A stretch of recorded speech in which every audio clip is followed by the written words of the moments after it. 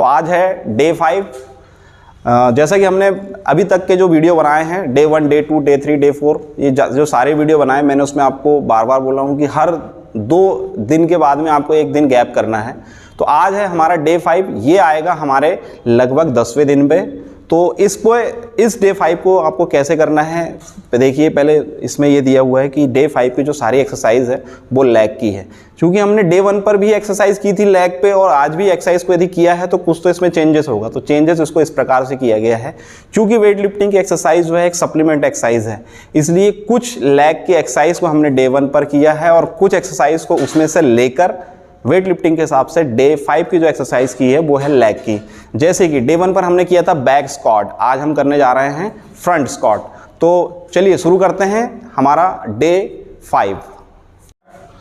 तो आज डे 5 की हम पहले एक्सरसाइज करने जा रहे हैं फ्रंट स्क्वाट। फ्रंट स्क्वाट को करने का तरीका और वेट लिफ्टिंग की यदि बात करें तो वेट लिफ्टिंग में फ्रंट स्क्वाट जो होता है वो बहुत इंपॉर्टेंट होता है। क्यों इंपॉर्टेंट है? आपने क्लीन एंड जर्क देखा होगा। क्लीन एंड जर्क में जब हम क्लीन करते हैं, क्लीन पर हमने बार को उठाई और उसे अपने शोल्डर पर रखा और हम बैठते हैं। बैठने के बाद हम जब खड़े होते हैं तो उस पोजीशन को बोला जाता है फ्रंट स्क्वाट पोजीशन। इसलिए आपका फ्रंट स्क्वाट जो है वो बहुत अच्छा होना चाहिए, आपका परफेक्ट फ्रंट स्क्वाट होना चाहिए। इसमें कुछ चीज़ें जो हैं वो थोड़ी सी हमें समझनी है, वो किस प्रकार से है वो आप पूरी तरीके से हम देख लेते हैं। तो फ्रंट स्क्वाट पर हम जाएंगे।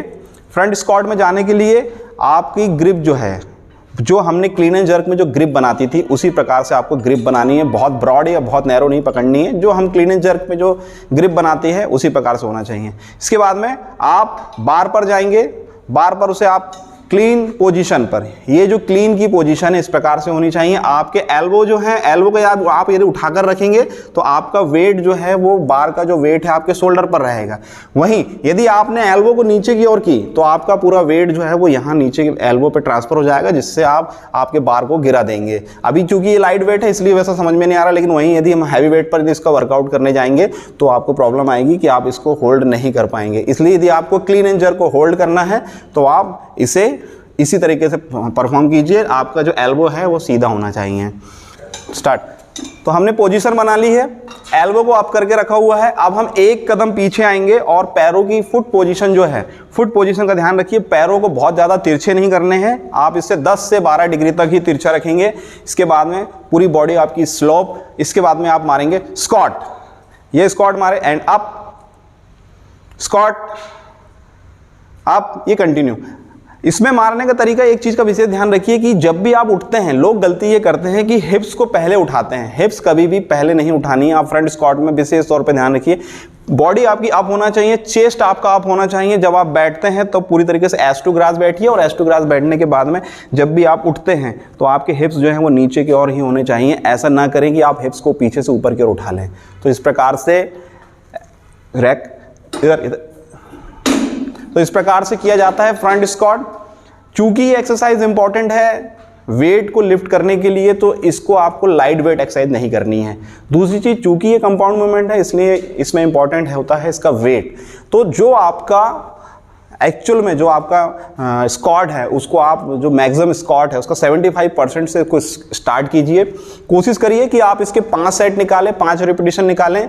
यदि आपसे इसमें प्रॉब्लम हो रही है तो आप इसके 3 सेट 5 रिपीटिशन से तो कम से कम को जरूर स्टार्ट करिए। और वेट जो है वो 75% से स्टार्ट करके 110 तक ले जाने की कोशिश करिए। धीरे धीरे आपका जैसे जैसे आपका फ्रंट स्क्वाट बढ़ते जाएगा वैसे वैसे आपकी स्ट्रेंथ जो है वो, क्लीन की स्ट्रेंथ जो है, जो वेट को लेकर खड़े होने की जो स्ट्रेंथ है वो बढ़ते जाएगी। और वेट लिफ्टिंग में फ्रंट स्क्वाट बहुत इंपॉर्टेंट है, आप इसे स्किप नहीं कर सकते, तो फ्रंट स्क्वाट को जरूर कीजिए। अब हम करने जा रहे हैं सेकेंड एक्सरसाइज। इस एक्सरसाइज का नाम है पॉज स्क्वाट। पॉज स्क्वाट जो होती है ये पूरी तरीके से फ्रंट स्क्वाट और बैक स्क्वाट दोनों पर लिया जाता है। हम इसे फ्रंट स्क्वाट पर भी कर देते हैं, लेकिन इसको करने का तरीका ये होता है कि जब पॉज स्क्वाट किया जाता है तो जो इसका रेंज ऑफ मोशन जो है, इसका जो टाइम होता है, इसको हमें बढ़ाना पड़ता है। हम जब स्क्वाट को मारते हैं तो स्क्वाट को मारते समय आपको ऊपर से नीचे तक आने में एक ऑन एवरेज मैं ये बोलूँ कि लगभग 5 से 6 सेकंड का समय लगना चाहिए। आपका पूरी तरीके से जब तक आप नीचे आ रहे हैं तो आपका मसल कांटेक्ट जो है वो हैवी, बिल्कुल एक एक मसल्स पे कांटेक्ट होना चाहिए, पूरी वेट मसल्स के ऊपर आना चाहिए।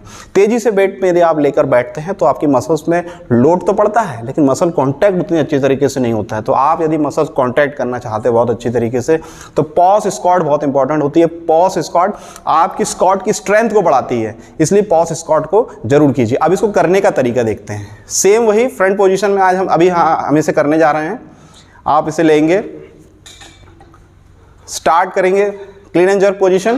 क्लीन एंड जर्क पोजीशन, एक पैर पीछे फुट पोजीशन लेंगे और उसके बाद में धीरे धीरे, बिल्कुल धीरे धीरे आपको नीचे आना है एंड अप, फिर उसके बाद में धीरे धीरे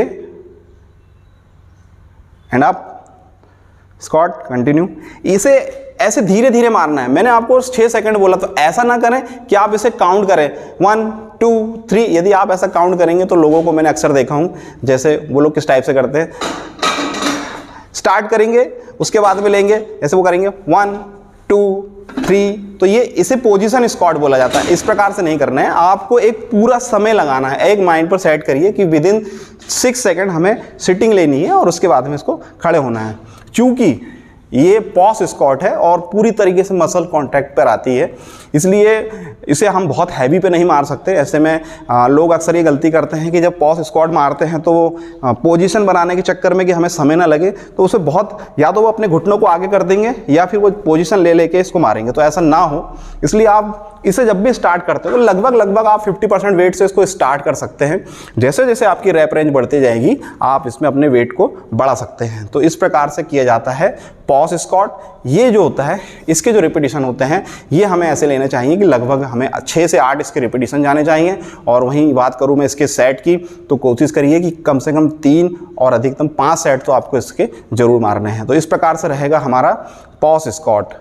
थर्ड एक्सरसाइज अब हम करने जा रहे हैं वो है लंजेस। आपने अक्सर इसे देखा होगा जिमों में, स्पेशली लड़कियां इसे बहुत ज़्यादा परफॉर्म करती है, क्योंकि लंजेस जो होती है ना वो आपकी लेग्स की कटिंग में बहुत हेल्प करती है।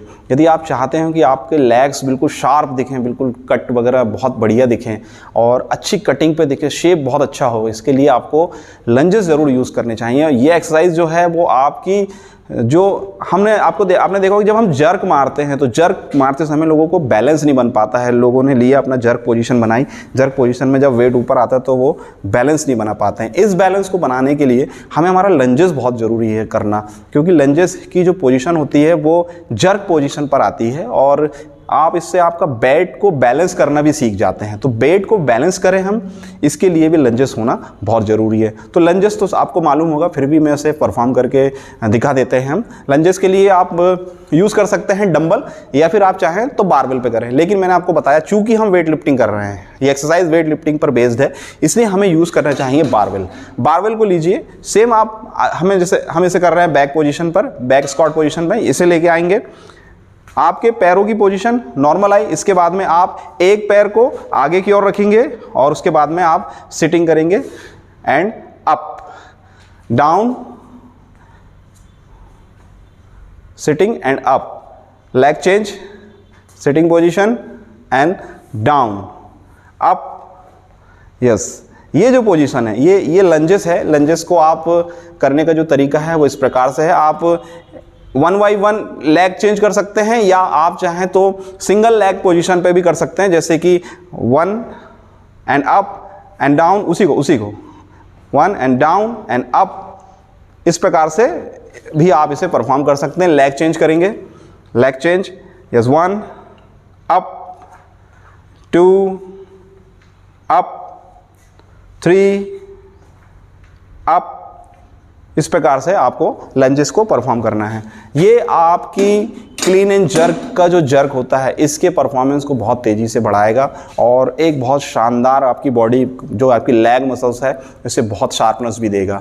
इसलिए लंजेस को आपको जरूर करना है। हमने किया इसे डे 5 में। अगली एक्सरसाइज जो है वो हम करने जा रहे हैं वो है ओवरहेड स्क्वाट। तो ओवरहेड स्क्वाट जो है बॉडी बिल्डिंग पर इसे नहीं किया जा सकता, लेकिन नहीं करते हैं। और वहीं वेट लिफ्टिंग की बात करूं तो वेट लिफ्टिंग में जो हमारी स्नैच होती है, स्नैच को यदि आपको होल्ड करना है, यदि आप चाहते हैं कि आपका स्नैच का वेट बढ़े, अक्सर सबसे ज़्यादा इसमें यही गलती होती है कि हम बार को ऊपर तक उछाल तो लेते हैं स्नैच पोजीशन में, लेकिन जब बात आती है स्क्वाट मारने की तो हम स्क्वाट को नहीं मार पाते हैं।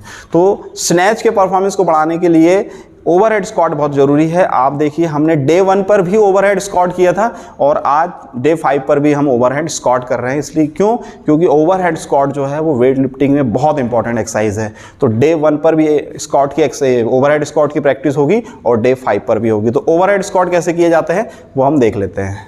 रात में बैठे बैठे कुछ आर्टिकल्स पढ़ रहा था, जिसमें मैंने एक बहुत प्यारा आर्टिकल्स पढ़ा, जिसमें किसी महापुरुष ने ये कहा था कि आदमी को ऐसा होना चाहिए कि जब वो सो भी रहा हो ना तो उसे पैसे कमाना चाहिए। तो मैंने ये सोचा कि यार ऐसी कौन सी चीज़ें हैं जिसमें ये सब चीज़ें हो सकती है कि हम यदि सोते भी रहें तो भी पैसे कमाएं। तो कुछ चीज़ें ऐसी निकली जिसमें मुझे मालूम चला, उसका भी एक हिस्सा आज मैं आपको बताने जा रहा हूँ, जिसका नाम है पाई। जी हाँ, पाई एक डिजिटल मनी है और जिस प्रकार से हमने जाना था कि बिटकॉइन कॉइन हुआ करती थी, जिसका जब ये शुरुआत हुई तो लोगों ने इसे बहुत ही नकार दिया कि ये अच्छी नहीं है। और भाभी आज उसे देखिए हम बिटकॉइन की जो कीमत है वो कितनी ज़्यादा है। और डिजिटल मनी जिसे हम जानते हैं कि ये एक ऐसा है कि ये क्रिप्टो करेंसी है। क्रिप्टो करेंसी के फ़ायदे ये हैं कि आप अपने पैसे को आप कैश के रूप में ना रख के एक डिजिटल अमाउंट के रूप में आप इसे रख सकते हैं और इसे आप कहीं भी देश के किसी भी हिस्से पर आप इसे यूज़ कर सकते हैं, इसको इनकेस करवा सकते हैं। तो पाई जो है वो बहुत बढ़िया एक नेटवर्क है और इसका सबसे बड़ा बेनिफिट ये है कि इसके लिए आपको करना कुछ नहीं है।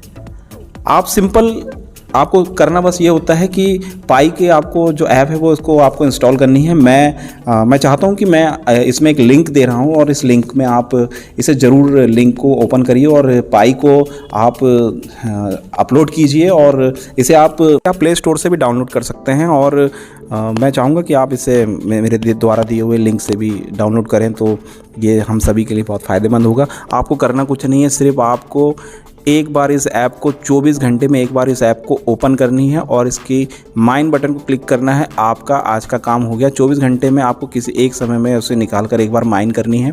आपका डिजिटल जो पैसा है वो धीरे धीरे आपके अकाउंट में बढ़ता जाएगा और एक समय बाद जिस वक्त अभी फ़िलहाल पाई जो है वो अभी मार्केट में नहीं आया है, इसकी अभी प्रोग्रामिंग पूरी चल रही है और जैसे जैसे आपका अमाउंट बढ़ता जाएगा आपका पैसा जो है वो आपके अकाउंट में आ जाएगा जब पाई जो अपना प्रोसेस कंप्लीट कर लेगी और आपका जो पैसा है वो डिजिटल मनी के रूप में एक क्रिप्टो करेंसी के रूप में पाई के रूप में आपके अकाउंट में जमा हो जाएगी।